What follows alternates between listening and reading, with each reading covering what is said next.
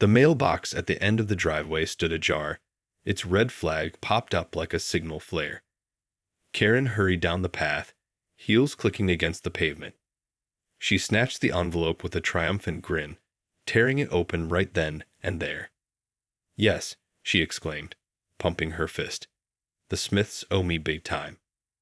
Karen dashed back to her car, already envisioning how she'd spend the windfall. A new designer handbag, a luxurious spa day, maybe even a tropical vacation. It was the least those inconsiderate neighbors could do after their obnoxious kids had damaged her prized rose bushes. As she pulled out of the driveway, Karen caught sight of the Smiths in their front yard. Mrs. Smith was tending to her garden while little Tommy played nearby. Karen slowed down, glaring daggers at the family. How dare they act so carefree after costing her hundreds in landscaping fees? She stomped on the gas, her tires squealing as she sped away. Those ungrateful people would finally get what was coming to them. Karen couldn't wait to rub their noses in it. The next morning, a knock on the door interrupted Karen's breakfast. She opened it to find a policewoman standing on her porch, a stern expression on her face. "Ma'am, I'm Officer Green. We've received a complaint about harassment from your neighbors, the Smiths. They claim you've been yelling at them and speeding through the neighborhood. Is there something we should know?" Karen's jaw dropped. "What? No, that's not true at all. Those people owe me money, and I was just trying to collect what they rightfully owe me." She launched into an indignant tirade, waving the envelope in the officer's face. Officer Green held up a hand. "I understand you may have a dispute with your neighbors, but that doesn't give you the right to harass them. If the complaints continue, we'll have to take further action. I suggest you try to resolve this civilly." As the officer left, Karen slammed the door, fuming. How dare they accuse her of harassment? She was the victim here. Didn't the Smiths realize who they were messing with? Determined to set things straight, Karen marched next door and pounded on the Smiths' door. Mrs. Smith answered, her eyes widening in fear when she saw Karen's enraged expression. "You listen here, you pathetic excuse for a neighbor," Karen spat. "I'm not going to let you ruin my life with your lies and insolence. You owe me, and I'm going to make sure you pay up, one way or another." Mrs. Smith trembled, clutching the doorframe. Please, Karen, we don't want any trouble. Tommy's college fund was wiped out by the repairs, and we simply can't afford." "I don't care about your excuses," Karen screeched. "You're going to pay me back, or else." With that, she stormed off, leaving a terrified Mrs. Smith in her wake. Karen was just getting started. Those Smiths would soon learn not to mess with her. Later that evening, Karen sat fuming in her living room, replaying the confrontation with the Smiths over and over in her mind. How dare they try to paint her as the villain? She was the one who had been wronged, not them. And now they had the audacity to threaten her with the police. Suddenly, an idea struck. Karen rushed to her computer and began frantically typing. If the Smiths wanted to play dirty, then she would give them a taste of their own medicine. Within minutes, she had created a scathing online review, detailing a fabricated tale of how the Smiths' neglect had almost cost her beloved dog's life. She described the traumatizing incident in vivid detail, making sure to emphasize the Smiths' callous disregard for her and her pet. Satisfied with her work, Karen posted the review on multiple local business directories, ensuring maximum visibility. Then, she sat back and waited, a smug grin spreading across her face. The next morning, Karen awoke to a flurry of notifications on her phone. The Smiths had responded to her review, vehemently denying the allegations and pleading with readers to disregard the malicious lies. But Karen's plan had worked. The damage was already done. As the day wore on, Karen watched with glee as the Smiths' online reputation plummeted. Negative comments and scathing reviews flooded in, many echoing the sentiments of her initial post. She even spotted a few neighbors chiming in, eager to air their own grievances against the troublesome family. Just when Karen thought her revenge couldn't get any sweeter, Her phone rang. It was the Smiths, their voices trembling with desperation. Please, Karen, you have to take down that review," Mrs. Smith begged. "It's destroying our business and our reputation. We'll do anything.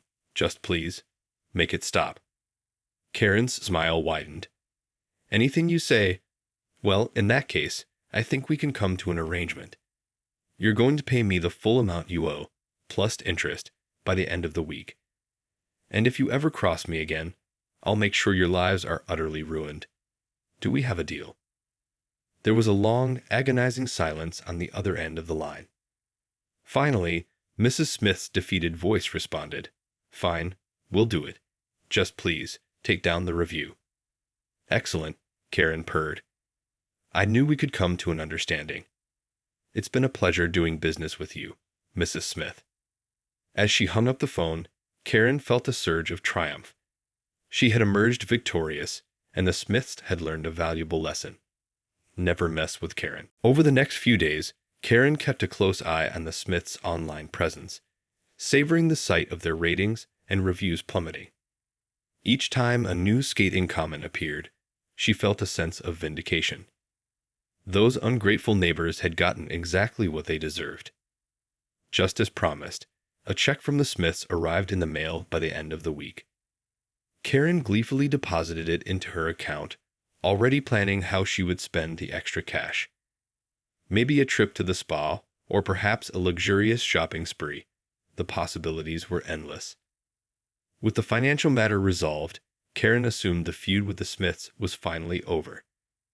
She could go back to her peaceful, privileged life, unbothered by their petty grievances. How wrong she was. One afternoon, as Karen was pulling out of her driveway, she noticed a familiar car parked across the street. To her horror, it was her boss, Mr. Wilkins, stepping out and heading straight for the Smiths' house. Karen's heart raced as she watched the two engage in a heated discussion on the Smiths' front lawn. What could her boss possibly be doing there? Had the Smiths somehow managed to get him involved in their pathetic attempt at revenge? Panicked, Karen rushed back inside and tried to call Mr. Wilkins, but he didn't answer. Cursing under her breath, she paced the living room, racking her brain for a solution. She couldn't risk her boss finding out about her underhanded tactics. It could jeopardize her job, not to mention her carefully cultivated reputation. Just as she was about to give in to her growing sense of dread, Karen heard the front door slam. Peering out the window, she saw Mr. Wilkins briskly making his way back to his car, a thunderous expression on his face. Karen's stomach churned with anxiety as she watched him peel out of the driveway. What had he said to the Smiths? Did they tell him about the review? Her mind raced with 1,000 worst-case scenarios. Unable to bear the suspense, Karen hurried next door, determined to confront the Smiths and find out what had transpired. She hammered on their door, her hands trembling with a mixture of fear and fury. When Mrs. Smith finally answered, her eyes were red and puffy, as if she had been crying. "What did you do?" Karen demanded. "Why was my boss here? And what did you tell them?" Mrs. Smith's expression hardened. "I told him the truth, Karen, about how you've been harassing us and damaging our business with your lies. He was less than pleased." Karen's blood ran cold. No, this can't be happening," she muttered, her mind spinning. "You had no right to involve my boss in this. I swear, if you've cost me my job, You'll what?" Mrs. Smith interrupted, her voice laced with a newfound confidence. "I think you've done enough, don't you? Now it's time for you to face the consequences of your actions." With that, Mrs. Smith slammed the door in Karen's face, leaving her standing there, utterly helpless and consumed by dread. Whatever her boss had learned, it was sure to spell disaster for Karen. The next morning, Karen sat in her boss's office, her hands trembling as she waited for Mr. Wilkins to arrive. The previous day's events had played out in her mind all night, each scenario more terrifying than the last. When the office door finally opened, Karen's heart leaped into her throat. Mr. Wilkins strode in, his expression unreadable. He took his seat behind the desk, fixing Karen with a stern gaze. Karen, I've had an interesting conversation with your neighbors, the Smiths, he began, his voice measured and deliberate. They've made some rather concerning allegations about your behavior towards them. Karen's mouth went dry. Sir, I can explain. Mr. Wilkins raised a hand, silencing her. I don't want to hear your excuses. The Smiths have provided me with evidence of your harassment, as well as the false online review you posted about them. This kind of behavior is completely unacceptable and goes against everything our company stands for. Karen felt the blood drain from her face. Please, Mr. Wilkins, you have to understand. I understand that you've been acting in a way that is detrimental to both our business and our community, he interrupted. And I'm afraid I have no choice but to terminate your employment, effective immediately. Karen's heart sank as the words registered. No, you can't do this, she cried, her voice rising in panic. You have no idea what those people have put me through. They ruined my roses, and they owe me money. I was just trying to get justice. Mr. Wilkins shook his head.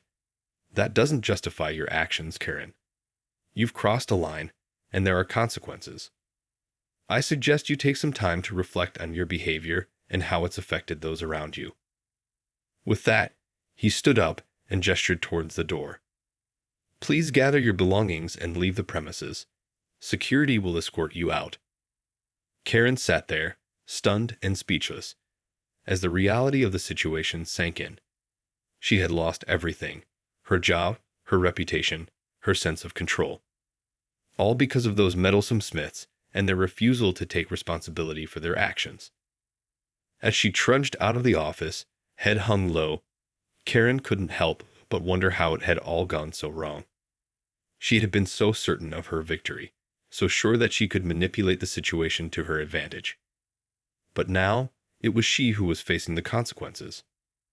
Tears of frustration and humiliation streamed down her face as she gathered her things and made her way out of the building, with the security guard trailing closely behind. Karen had never felt so powerless, so utterly defeated. One thing was clear. She couldn't let the Smiths get away with this. She would find a way to get her revenge, no matter what it took. This was far from over. As the weeks passed, Karen's anger only grew. She had lost her job, her reputation was in shambles, and the Smiths had the audacity to act as if they were the victims. It was infuriating, and she refused to let them get away with it. Desperate to regain some semblance of control, Karen began researching ways to take down the Smiths once and for all. She scoured the internet, looking for any dirt she could dig up on the family, determined to find a weakness she could exploit. After days of obsessive searching, Karen stumbled upon a promising lead. Apparently, Mrs. Smith's brother was a prominent local politician, known for his staunch stance on community issues. If Karen could somehow turn him against the Smiths, it could spell disaster for the family. Grinning, Karen got to work, crafting a meticulously detailed, albeit fabricated, letter outlining the Smiths' egregious behavior. She painted a vivid picture of a family that flagrantly disregarded local laws and regulations, going so far as to accuse them of illegally operating a home-based business. With the letter in hand, Karen paid a visit to Mrs. Smith's brother's office, putting on her most sincere and concerned act. She claimed to be a concerned neighbor, worried about the Smiths' disruptive activities and the negative impact they were having on the community. The politician listened intently, his brow furrowed with worry. This is indeed a serious situation, he said, his voice laced with concern. I'll have to look into this matter further, but if what you're telling me is true, then the Smiths may be in for some serious trouble. Karen suppressed a triumphant grin. I do hope you'll take action, sir. These kinds of lawbreakers need to be held accountable, for the sake of our entire neighborhood. As she left the office, Karen couldn't help but feel a surge of vindictive satisfaction. The Smiths were about to get a rude awakening, and this time they wouldn't be able to weasel their way out of it. Over the next several days, Karen watched with glee as the politician's office launched an investigation into the Smiths' activities. She imagined the family's growing panic as they realized they were being scrutinized, their every move under the microscope. Eventually, the news reached Karen's ears. The Smiths were being fined for operating their business illegally, and they faced the possibility of further legal action if they failed to comply with local regulations. Karen couldn't help but let out a dark chuckle as she savored the sweet taste of revenge. Once again, she had emerged victorious, proving that no one could cross her and get away with it. The Smiths were learning a harsh lesson, and Karen took immense satisfaction in knowing that she had been the one to deliver it. As the Smiths struggled to navigate the legal minefield Karen had created for them, she sat back and watched, reveling in their misery. Each new development, each setback they faced, only fueled her sense of triumph. But Karen's thirst for vengeance was far from quenched. She wanted to see the Smiths suffer, to feel the full weight of their defeat. And so, she set her sights on an even more devastating blow. Scouring the internet once again, Karen stumbled upon a piece of information that would prove invaluable. Apparently, the Smiths had recently taken out a sizable loan to cover the costs of their home renovations. If she could find a way to jeopardize their ability to repay that loan, it could very well lead to the loss of their home. With a gleam in her eye, Karen got to work.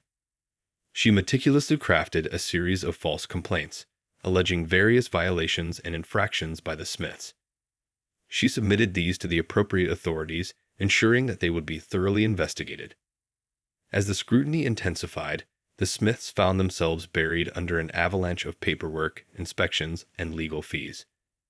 Karen watched with glee as their financial situation grew more and more precarious, their savings dwindling with each passing day.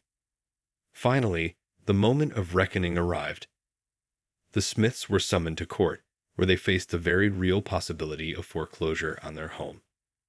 Karen, of course, made sure to be in attendance, her eyes alight with malicious glee. As the judge delivered his verdict, condemning the Smiths to the loss of their beloved home, Karen couldn't contain her jubilation. She leaned forward in her seat, a twisted smile spreading across her face, drinking in the family's anguished expressions. Mrs. Smith, tears streaming down her cheeks, turned to Karen, her voice trembling with a mixture of anger and despair. "How could you do this to us? We've done nothing to deserve this." Karen's smile only widened. "You should have thought of that before you decided to cross me, Mrs. Smith. This is what happens when you mess with the wrong person." As the Smiths were escorted out of the courtroom, Karen felt a sense of twisted satisfaction. She had won, and the Smiths had lost everything. It was a victory she had savored for far too long, and she couldn't wait to see what other miseries she could inflict upon the hapless family. With a newfound sense of power, Karen strode out of the courthouse, her head held high. She had proven once and for all that she was not to be trifled with. The Smiths would rue the day they had dared to challenge her. In the months that followed, Karen's campaign of torment against the Smiths continued unabated. She had managed to completely upend their lives, leaving them homeless and financially devastated. But her thirst for retribution refused to be quenched. Determined to push the Smiths to the brink of utter despair, Karen set her sights on their remaining asset, their elderly family car. Using her connections and dubious tactics, she engineered a series of false reports and complaints, claiming the vehicle was unsafe and unfit for the road. It wasn't long before the Smiths found themselves the target of a relentless barrage of inspections and citations, each one chipping away at their dwindling resources. Karen watched with twisted glee as the family struggled to keep their last mode of transportation, their once vibrant spirits slowly being crushed under the weight of her vindictive crusade. As the Smiths' situation grew more and more dire, Karen couldn't help but feel a sense of power and control. She had proven time and time again that she was the dominant force, the one who called the shots. And the Smiths, try as they might, were powerless to stop her. But even as Karen reveled in her victory, a small part of her began to question the depths of her own cruelty. The Smiths' once smiling faces had been replaced by hollow, haunted expressions, and the once lively neighborhood had become a somber, oppressive place. One day, as Karen was out for a drive, she caught a glimpse of the Smiths, huddled together on a bus stop bench, their meager belongings piled around them. The sight was a stark reminder of the devastation she had wrought, and for the first time, a twinge of guilt began to creep into her conscience. Shaking off the feeling, Karen pushed on, determined to see her crusade through to the bitter end.